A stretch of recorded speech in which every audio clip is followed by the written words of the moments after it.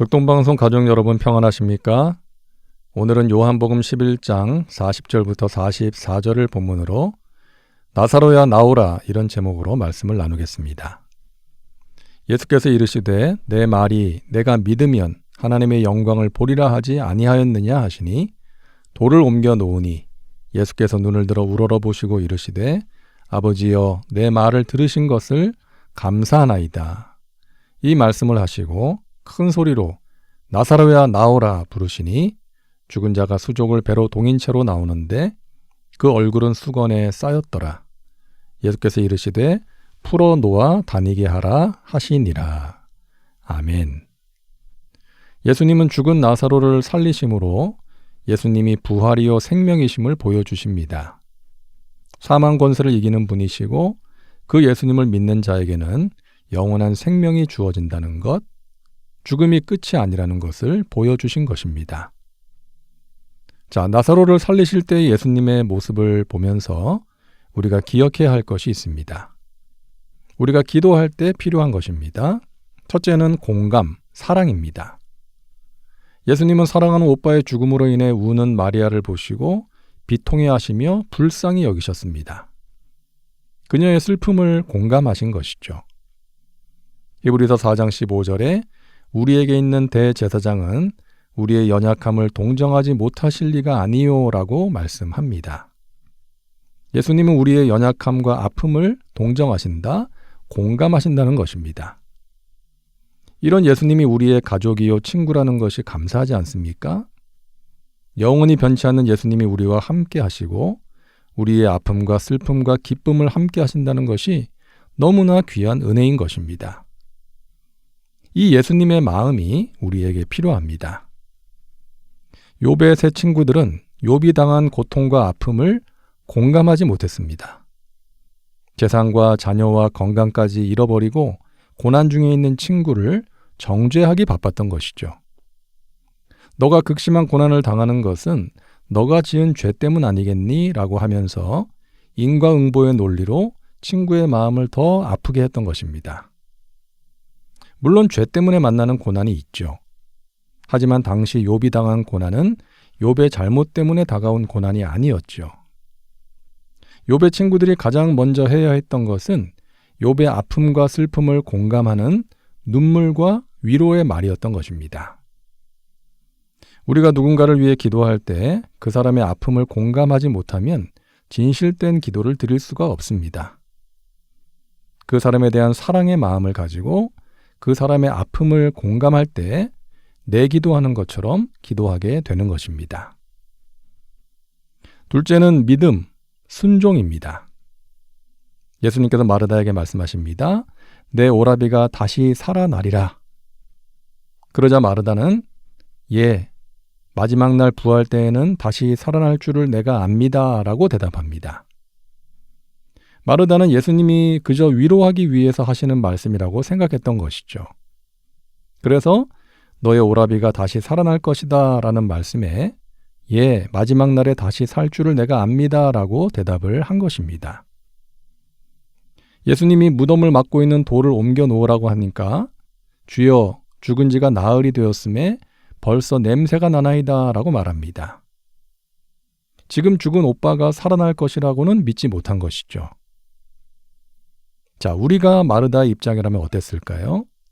우리도 믿지 못하지 않았을까요? 죽은 지 나흘이나 되었는데 지금 썩는 냄새가 나기 시작했는데 자, 그런데 예수님이 말씀하세요. 너가 믿으면 하나님의 영광을 보리라 하지 아니하였느냐. 믿음을 가질 것을 촉구하십니다. 자, 그리고 나서 41절을 보니까 돌을 옮겨 놓습니다. 마르다가 직접 옮겼든 사람들을 시켜서 했든 옮겼어요.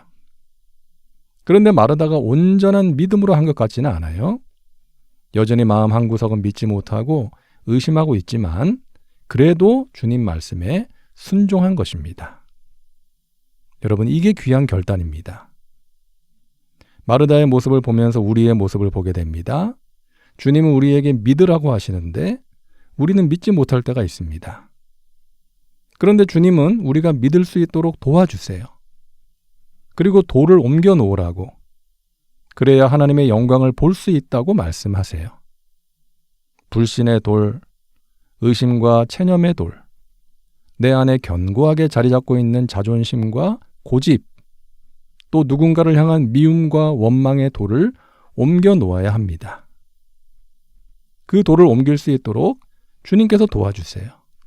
믿음을 주시고 용기를 주십니다. 믿을 수 있도록, 결단할 수 있도록 끊임없이 내 곁에서 주님께서 말씀하시고 격려하시는 것이죠. 자, 이것이 우리를 향한 주님의 사랑인 것입니다. 셋째는 감사입니다. 41절입니다. 돌을 옮겨 놓으니 예수께서 눈을 들어 우러러보시고 이르시되 아버지여 내 말을 들으신 것을 감사하나이다. 나사로가 살아난 뒤에 감사하신 것이 아니라 먼저 감사하셨어요. 죽어서 나흘이 지난, 썩어서 냄새가 나기 시작한 그 시신을 바라보며 감사하신 거예요.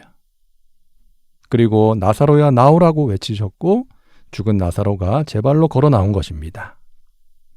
여러분, 감사는 먼저 하는 것입니다. 좋은 일이 있어서 감사하는 것은 마땅한 도리이고, 믿음은 좋은 일이 있기 전에 먼저 감사하는 것입니다. 신실하신 하나님께서 행하실 일을 믿음으로 바라보며 감사하는 것입니다. 호주에서 태어난 닉 부이치치는 태어날 때부터 두 팔과 오른쪽 다리가 없는 장애아로 태어났습니다. 어린 시절 심한 우울증으로 자살까지 생각했다고 하죠. 그러나 가족들의 헌신적인 도움과 하나님과의 인격적인 만남을 통해 그는 변화됩니다. 전 세계를 다니며 강연을 통해 사람들에게 희망을 전하는 일을 하고 있는데요. 그가 이렇게 말합니다. 우리는 언제쯤 행복해질 수 있을까를 생각합니다. 그러나 행복은 지금 이곳에서 내가 가진 것들에 감사할 때 주어지는 것입니다. 사랑하는 여러분, 없는 것, 부족한 것에 마음을 빼앗기지 마세요. 하나님이 주신 것들에 감사하세요. 당연하게 누리고 있는 것들, 당연한 것이 아님을 기억하고 감사하시기 바랍니다. 우리가 먹고 있는 음식은 먹을 것이 없어 죽어간 누군가가 그토록 먹고 싶어 했던 음식이고, 우리가 살고 있는 오늘 하루는 어제 죽어간 누군가가 그토록 살고 싶어 했던 내일인 것입니다. 믿음과 감사함으로 기도하고 타인의 고통을 공감하며 기도할 때 하나님께서 행하시는 크고 비밀한 일을 보게 될 줄로 믿습니다. 사랑과 은혜가 풍성하신 하나님, 고통 중에 있는 자들의 아픔을 나의 아픔으로 끌어안고 기도하게 하옵소서. 믿음과 순종으로 하나님이 행하시는 귀한 일들을 체험할 수 있도록 인도하여 주옵소서. 예수님의 이름으로 기도하옵나이다. 아멘.